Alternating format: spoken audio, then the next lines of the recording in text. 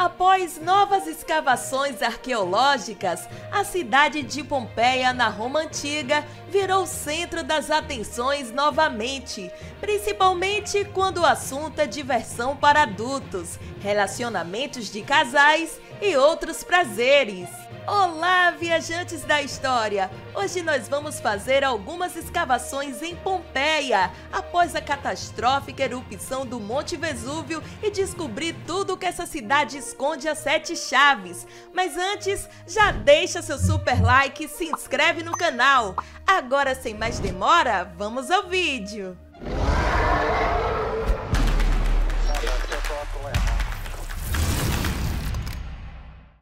A partir das evidências arqueológicas e estudos aprofundados sobre a cidade, podemos dizer que as trabalhadoras de relacionamento pessoal na antiga Pompeia não brincavam em serviço. Nos dias de hoje, ninguém fica de brincadeira quando o assunto é ganhar. E naquela época não era diferente. Essas profissionais gostavam mesmo era de dinheiro, ou melhor, de as. Para quem não sabe o que é as, é uma antiga moeda romana de cobre muito comum naquela época. Estima-se que em um dia normal de trabalho, essas profissionais lucravam em média 16 as. Isso mostra o quanto o fluxo de clientes era grande para um dia de trabalho e também como essa prática era bem popular. Ser discreto em Pompeia não era muito normal. Isso porque as moedas espíntria faziam muito sucesso naquela cidade. A espíntria era um tipo de moeda própria usadas para pagamentos por serviços de relacionamentos. E a peculiaridade dessas moedas é que de cara elas já diziam o motivo do seu uso. Então era fácil utilizar essas moedas e não esperar troco por elas. Algumas teorias sugerem que o ato descrito na moeda correspondia ao preço. No entanto, outros rejeitaram essa teoria de moeda para uso em serviços de relacionamento. Alguns historiadores sugerem que a intenção delas era satirizar as moedas inventadas pelo imperador romano Tibério. Entre os artefatos recuperados das ruínas estão muitos amuletos fálicos. Amuletos chamados de bula eram dados aos soldados e meninos para que os carregassem como proteção. As bulas que incluíam o falo eram chamadas de fascino. As formas masculinas eram comuns na Roma Antiga, já que as competições esportivas eram tipicamente realizadas sem roupas. Acredita-se que esses amuletos também afastavam o mal-olhado. Era comum também usar esses fascino como material para serem transformados em sinos de vento chamados de tintinabulo, que traziam boa sorte para o lar. Nas ruas da antiga Pompeia, era muito comum encontrar marcadores no chão com desenhos de órgãos masculinos indicando a direção de casas para entretenimento adulto. Embora os antigos romanos tivessem uma atitude relaxada em relação à intimidade física, isso não significava que as profissionais de relacionamento fossem consideradas uma profissão decente. Essas trabalhadoras eram mulheres livres ou escravas, mas sua profissão foi relegada ao vergonhoso status de infâmia. Este era um status que também era compartilhado por gladiadores, atores e dançarinos. E uma vez marcadas como infames, essas mulheres nunca poderiam ganhar um status de reputação. Esse status as perseguiam, mesmo deixando de praticar esses atos, e não tinha como remover essa marcação social. Durante esse tempo, era aceitável que os homens tivessem relações fora do casamento, desde que a mulher fossem escravas ou acompanhantes. Em todas as relações extraconjugais, também era importante demonstrar moderação. Além disso, as mulheres casadas eram proibidas. Essas práticas eram apenas liberadas para os homens. Aproximadamente 25 casas de relacionamento foram encontradas em Pompeia.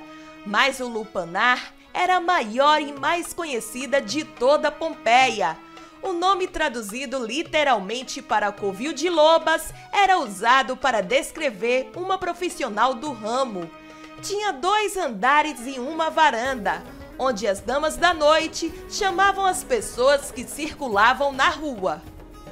Tinham 10 quartos, todos decorados com afrescos elaborados retratando homens e mulheres emaranhados em atos carnais. Alguns acreditam que os afrescos anunciavam serviços disponíveis. Haviam mais de 120 inscrições nas paredes de várias salas que foram descobertas, gabando-se do número de mulheres com quem se deitaram ali. Embora as representações pintadas encontradas em Pompeia fornecessem uma visão glamourizada, na verdade a realidade da vida das trabalhadoras era muito mais deprimente. Não era um lugar muito agradável para trabalhar, disse a professora Kelly Walson da Universidade Western. É muito pequeno, úmido e os quartos são bastante escuros e desconfortáveis. Os quartos também eram apertados e imundos, e apenas uma pequena cortina separava os quartos do corredor principal. A falta de proteção legal das trabalhadoras significava que elas eram regularmente sujeitas a abusos de todos os tipos. Por que ir a um clube quando você pode literalmente transformar sua casa em seu próprio clube privado? Em várias casas abastadas que foram escavadas em Pompeia, salas privadas decoradas com arte gráfica foram reveladas. Thomas Miguel afirma que esses clubes foram projetados para imitar casas de prazer e eram um símbolo da riqueza e do status do proprietário. Para ocupar o clube, o dono da casa obrigava suas escravas a agirem como damas da noite, ou às vezes os próprios convidados desempenhavam o papel de boa vontade. A Casa del Centenário e a Casa de Vete foram os melhores exemplos, sendo a primeira a mais luxuosa e a última a mais depravada. Agora tá explicado porque o Monte Vesúvio despertou destruindo Pompeia e outras cidades. É cada coisa que encontram nessas escavações. E você, gostou desse vídeo? Se gostou, já deixa seu super like e se inscreve no canal. Um forte abraço, nos vemos no próximo vídeo. Tchau!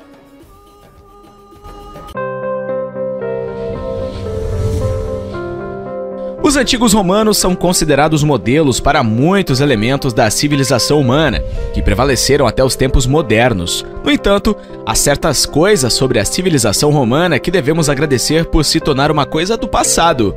Olá, viajantes da história! No vídeo de hoje vamos te contar sobre as coisas assustadoras que eram normais na Roma Antiga. Tá curioso para saber quais são? Então já deixa o seu super like e sem mais demora, vamos ao vídeo! As festas sem fim eram nojentas. Os gregos não eram os únicos festeiros do círculo europeu nos tempos antigos. A população mais rica de Roma também gostava de festejar, e eles festejavam muito. Seus banquetes eram luxuosos, duradouros e extremamente ridículos. Os romanos ricos consumiam comida como drogas nessas festas, e a comida não era normal. A comida era feita de animais exóticos, pássaros e peixes, e quanto mais exóticos animais, mais a festa seria considerada um sucesso pelos convidados. Aves como fazão e tordo, ostras cruas, lagosta, marisco, veado, javali e pavões eram comuns em um banquete rico. Alimentos proibidos pelas leis santuárias, como os mamilos de aves e de porcas gordas, eram consumidos nas festas mais exclusivas, equivalentes às modernas casas noturnas VIP. Uma obra literária sobrevivente da Roma Antiga, Apicius, é o relato de receitas culinárias que foram inventadas para apaziguar e surpreender os convidados e esses banquetes extravagantes. Mas não era a comida exótica e absurda que era a parte assustadora dessa festa sem fim. A coisa realmente assustadora sobre essas festas eram os convidados e sua gula insaciável.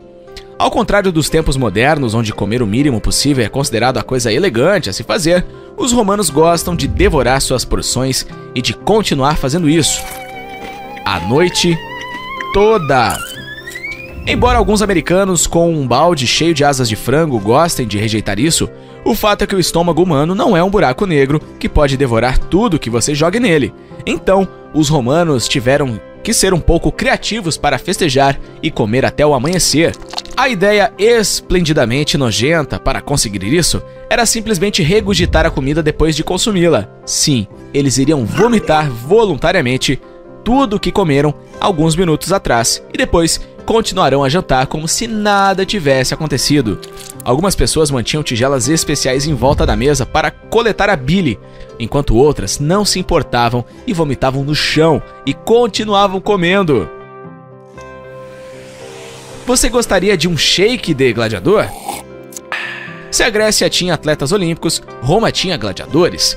E como os gregos, as mulheres romanas adoravam esfregar células mortas de gladiadores mortos em seus rostos como creme para a pele para atrair homens. Além disso, os romanos estavam um passo à frente dos gregos, pois também gostavam de beber o sangue de gladiadores mortos na esperança de que curasse epiléticos. Estranhamente, alguns médicos romanos relataram que esse tratamento funcionou. As origens das propriedades sagradas ou apopléticas do sangue de um gladiador morto provavelmente estão nos ritos fúnebres etruscos. A civilização etrusca foi a precursora de Roma, na Itália, que se estabeleceu principalmente em torno da moderna cidade da Toscana.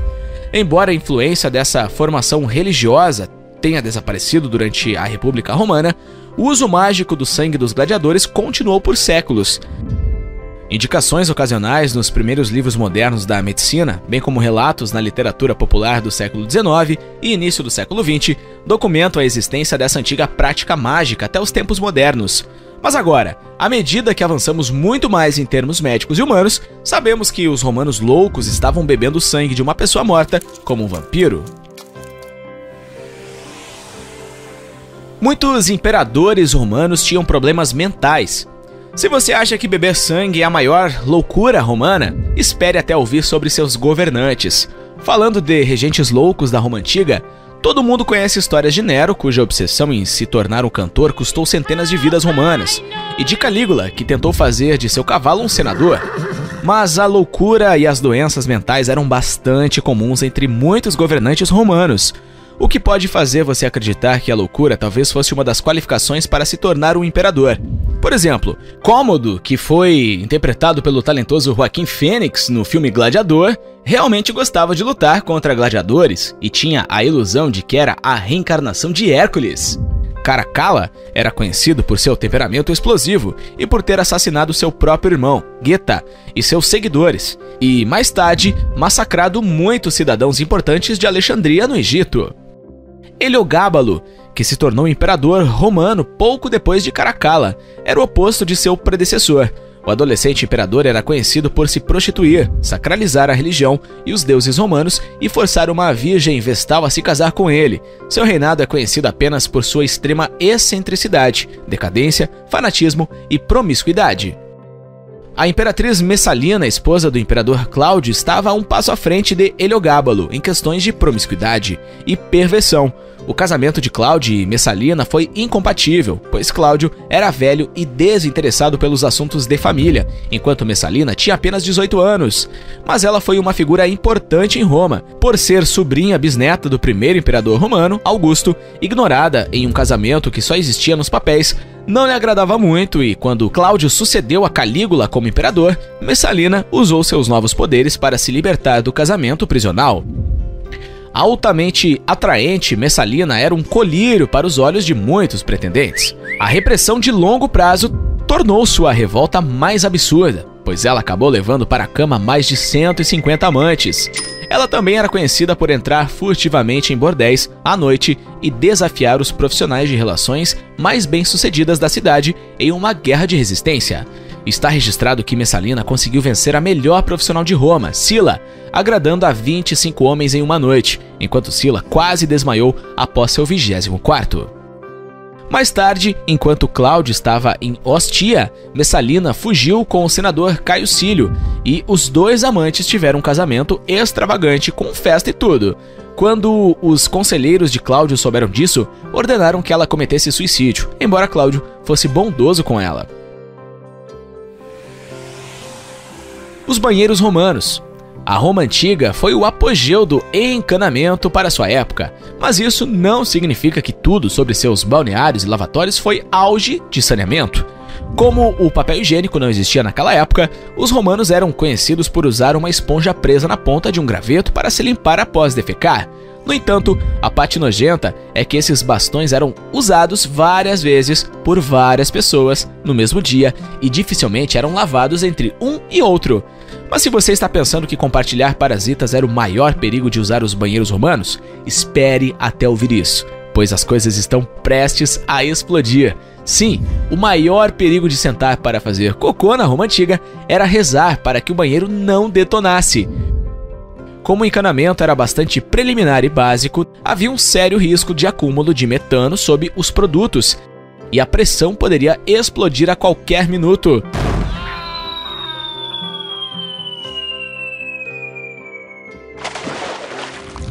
Além disso, ter tanta sujeira nesses canos causava muita infestação de pragas nos vasos sanitários, o que significa que também havia uma boa chance de ser mordido por uma criatura raivosa enquanto você defecava. Em vez de encontrar uma solução melhor para o encanamento, os romanos recorreram à magia e à adoração para resolver suas preocupações com os banheiros. Feitiços mágicos para manter os demônios afastados foram lançados nas paredes dos banheiros. Alguns banheiros foram construídos com estátuas de Fortuna, a deusa da sorte, dentro deles para proteger os visitantes.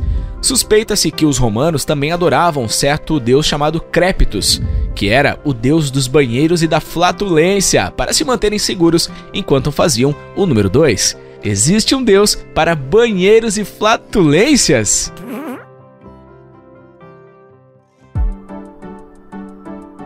Então, o que você acha? Você se arriscaria a ir a um banheiro na Roma antiga? Ou você vai segurar por mais alguns milhares de anos para ter o encanamento adequado como temos hoje? Deixa nos comentários. E não esqueça de deixar o seu super like, ajuda demais o canal.